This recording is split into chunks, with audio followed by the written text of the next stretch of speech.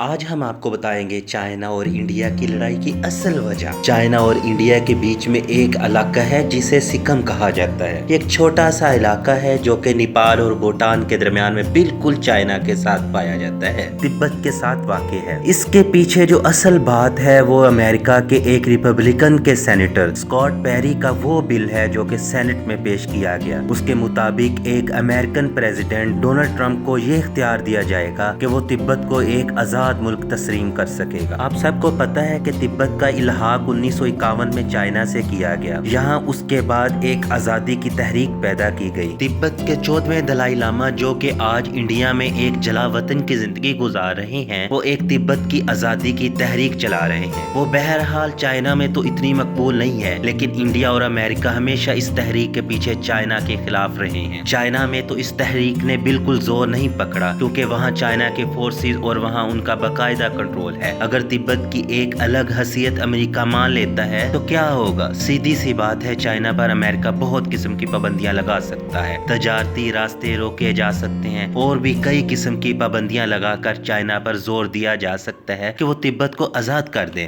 اصل میں سمجھنے والی بات یہ ہے کہ تبت بالکل انڈیا کے ساتھ ہے۔ انڈیا یہ چاہتا ہے کہ چائنا یہاں سے پرے ہو جائے۔ اب یہ سارا کھیل چائنا کے خلاف کیوں کھیلا جا رہا ہے؟ اس کی وجہ یہ ہے کہ چائنا ایک ایسی جگہ پہنچ چکا ہے اور ایک ایسی پوزیشن بنائی ہے جہاں پر وہ انڈیا کی گردن دبا سکتا ہے۔ یہ اب گردن کیا ہے؟ یہ ایک ایسی ٹرمینولوجی ہے جو کہ انڈیا کے حوالے سے بولی جاتی ہے، کیونکہ انڈیا ایک مرغی کی طرح وجود رکھتا ہے۔ انڈیا کے جو مشرقی علاقے ہیں جو کہ بنگلہ دیش اور تبت سے پرے واقع ہیں، یہ 8 چھوٹی چھوٹی ریاستیں ہیں، جبکہ باقی پورا کا پورا انڈیا اس کے بائیں طرف ہے۔ حیرانگی کی بات یہ ہے کہ جو انڈیا کی گردن ہے وہ 16 سے 20 کلومیٹر کی ہے، جو کہ مشرقی حصہ کو مغربی حصہ سے ملاتی ہے۔ دونوں طرف بنگلہ دیش اور نیپال کی سرحدیں ہیں جو کہ ایک باریک سا رستہ ہے۔ وہ 8 ریاستیں کون سی ہیں جو مرغی کی گردن سے ہو کر آتی؟ اروناچل پردیش، سکم، آسام، میگھالیہ، منی پور، ناگالینڈ، تریپورہ، میزورام، یہ وہ 8 ریاستیں ہیں کسی بھی وقت انڈیا سے کٹ سکتی ہیں اور چائنا اس کی گردن کے بہت قریب پہنچ چکا ہے۔ انڈیا نے جو اپنا پکا بندوبست کیا تھا وہ نیپال اور بھوٹان تھا۔ پہل تو انڈیا اور نیپال کے تعلقات بہت بہتر تھے، لیکن اب نیپال نے بھارت کو آنکھیں دکھانا شروع کر دی ہیں اور وہاں انڈیا کے خلاف احتجاج ہو رہے ہیں۔ اس کی ایک وجہ یہ بھی ہے کہ چائنا نے بڑی انویسٹمنٹ کی ہوئی ہے نیپال میں۔ وہاں پر 1 بیلٹ اور 1 روڈ والے منصوبے میں نیپال کو بھی شامل کر لیا ہے۔ وہاں ٹرین کے منصوبے بھی لے کر آ رہے ہیں اور بجلی کے منصوبے بھی چائنا لے کے آ رہا ہے۔ نیپال نے وہ روڈ بھی تعمیر کرنا شروع کر دی ہے جو انڈیا بالکل نہیں چاہتا تھا، جس میں انہوں نے اپنی فوج کو استعمال کیا۔ 80 کلومیٹر کی جو اب صرف رہ چکی ہے، 50 کلومیٹر بن چکی ہے۔ اس روڈ کا چائنا کو کیا فائدہ؟ وہ جب چاہے اپنی فوج کو یہاں لا کر بٹھا سکتا ہے۔ اب بات کرتے ہیں نیپال اور چائنا کا آپس کا معاملہ تو سیدھا ہو چکا ہے۔ بھوٹان کے ساتھ چائنا نے بہت کوششیں کی کیونکہ کچھ علاقے بھوٹان کے پاس چائنا کے ہیں اور کچھ چائنا کے علاقے بھوٹان کے پاس ہیں، اور ایک بہت اہم علاقہ دوگلام کا ہے جو کہ بھوٹان کے پاس ہے چائنا کا۔ چائنا اس کو واپس حاصل کرنا چاہتا ہے۔ اگر چائنا یہ حاصل کر لیتا ہے تو بھی انڈیا کا 100% چانسز ہیں کہ وہ 2 حصوں میں بٹ جائے گا۔ یہ معاملہ بھی طے ہو چکا ہے کیونکہ 2 حصے چائنا بھوٹان کو واپس کر چکا ہے اور یہ والا حصہ چائنا نے اس سے واپس مانگا ہے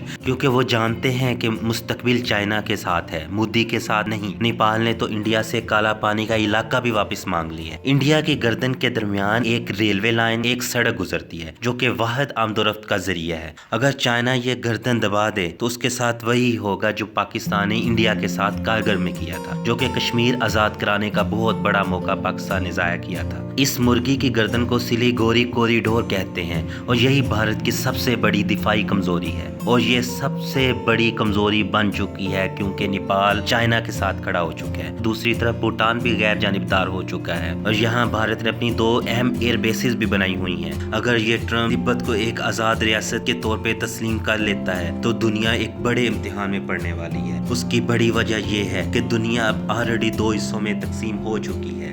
آیا ہم چائنا کا ساتھ دیں یا امریکہ؟ کیونکہ پاکستان تو مانے گا نہیں، روس اور چائنا خود بھی نہیں مانیں گے اور پوری دنیا کے بیشتر ممالک نہیں مانیں گے، اور یہ حقیقت ہے۔ اب یہ ایشیا کی صدی کا آغاز ہے۔ اگر یہ ویڈیو پسند آئی ہو تو لائک کریں، شیئر کریں اور سبسکرائب کرنا مت بھولیں۔